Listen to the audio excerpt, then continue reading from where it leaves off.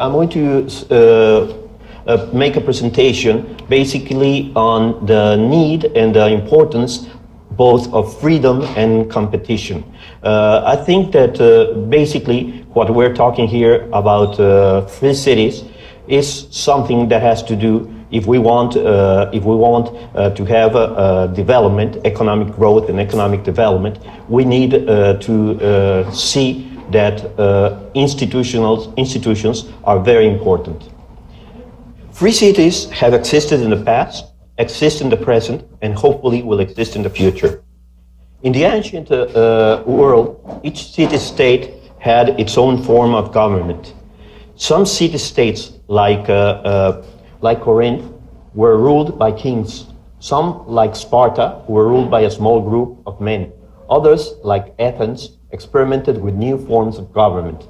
Sometimes these city-states cooperated, sometimes they fought each other.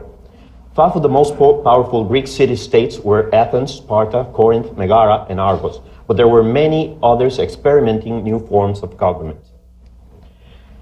During the Middle Ages, many cities in Europe were established and were provided with charters stating their privileges and freedoms. Most of these cities were established and grew to provide safe locations for commerce and industry. Henry of Saxony in 1159 drew a charter for the town of Lübeck, which became the base for merchants from Saxony and Westphalia in their spreading northwards. Lübeck became the seat for the Hanseatic League. The towns furnished their own protection armies, and each guild had to furnish a number of members into service when needed. The trade ships often had to be used to carry soldiers and their arms. The Hanseatic came to each other's aid. I'm going to argue that just economics is not enough. We need political and sometimes even armed power. In the global world, nation states are too big and too rigid to allow effective political participation and or institutional innovations. Nation states' governments have, in their evolution, become too heavy and intrusive. The global economy requires flexibility, innovation, and risk-taking. Entrepreneurial qualities, mostly absent from bureaucracies. This is the last conclusion. The model of free cities seem to be an effective and viable solutions to the problems of economic growth and political participation that nation states are unable to solve. The smaller size, territorial and demographic, allows for rapid and flexible adaptation to the changing environment. The smaller size means that in a given territory, several free cities can exist, providing for economic cooperation and for institutional competition. Free cities in medieval Europe. Communes and free cities in Europe during the Middle Ages were sworn allegiance of mutual defense, both physical defense and traditional freedoms among the citizens of a town or city. They took many forms and varied widely in organization and makeup. Communes are first recorded in the late 11th and early 12th centuries, thereafter becoming a widespread phenomenon. Free cities had a greater development in central northern Italy, where they were real city-states based on partial democracy. In the Low Countries, some new towns were founded upon long-distance trade, where the staple was the woolen cloth-making industry. Many such towns were also founded in the Rhineland. Other towns were simply market villages or local centers of exchange, some of the commercial fairs in France, for example. The struggle to establish their liberties, the freedom to conduct and regulate their own affairs and security from arbitrary taxation and harassment from the lords, was a long process of struggling to obtain charters that guaranteed such basics as the right to hold a market and trade freely. Such charters were often purchased at exorbitant prices. Usually sovereigns don't give anything back. So they had these charters of freedom had to be bought or granted not by the local power, which was naturally jealous of prerogatives, but by the king or the emperor, who came thereby to hope to enlist the towns as allies in the struggle to centralize power that was arising in tandem with the rise of the communes. The process and the negotiations. When a commune was formed, all participating members gathered and swore an oath in a public ceremony, promising to defend each other in times of trouble and to maintain the peace within the city proper. This is kind of a contract that we've been talking all morning about. Communes were very important for the medieval church, the other universal European power. Thus, emperor, king, and or church allied themselves with communes against predatory nobles. Free cities cannot just arise. We need some kind of power. We need some kind of incentives so that the sovereign, the lords, will give us this freedom charter. Politics and trade were at the base of the process of the establishment and development of free cities in medieval times. Commoners and rulers were able to align their interests. How are we going to do this in the present? How are we going to align the interests of entrepreneurs and the interests of government? I think this is a very important question. Although diverse, the interests of commoners and rulers came together through special circumstances and needs in a specific moment. Timing was an essential element in their creation. I believe that in this moment in Honduras, we find exactly this kind of an opportunity. This is not happening in Guatemala or in Mexico, but might happen in Guatemala or in Mexico if we either choose to take on the circumstances or maybe create the circumstances to allow for the creation of these free cities.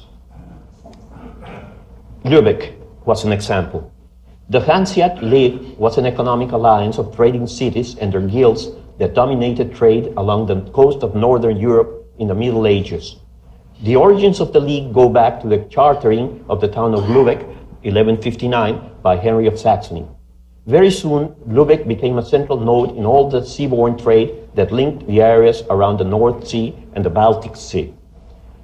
Its free city status, guaranteed by the 1159 charter, became a base for merchants from Saxony, Westphalia, to settle and spread east and north. Italy's competing cities. In northern Italy, a new political and social structure emerged, and the medieval communes developed to the form of wealthy competing city-states in the 12th and 13th centuries. The Republic of Venice and the Republic of Genoa became commercial and naval empires on the Mediterranean Sea. The cities of Milan and Florence became international trading and financial centers. However, free cities, or the members of the free cities, need political acumen. Free cities in the German Empire, such as Frankfurt, Nuremberg, and Hamburg, were able to survive for centuries and became almost independent city-states, vassals to the Holy Roman Emperors. These cities gained independence through their collective bargaining power. Though such independence remained limited, the free imperial cities owed allegiance directly to the Holy Roman Emperor without any intermediate tie to the local nobility. Political acumen was vital to obtain and conserve freedom. Free cities need strategic locations. Location, location, location. Free cities grew and flourished on strategic locations along trade routes. At the height of its power in the late 14th century, the merchants of the free cities succeeded in using their economic clout and sometimes their military might to influence imperial policy. Free cities are vitally enmeshed in their environment.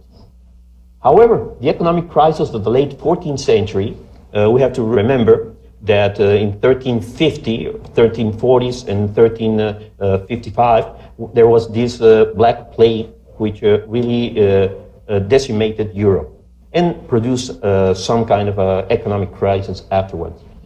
So the economic crisis of the late 14th century did not spare the free cities. A slow and unstoppable decline began. By the late 16th century, the League, Hanseatic League, had imploded and could no longer deal with its own internal struggles.